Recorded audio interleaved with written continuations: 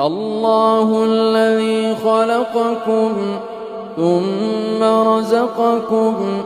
ثم يميتكم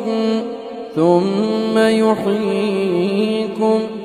هل من شركائكم من يفعل من ذلكم من شيء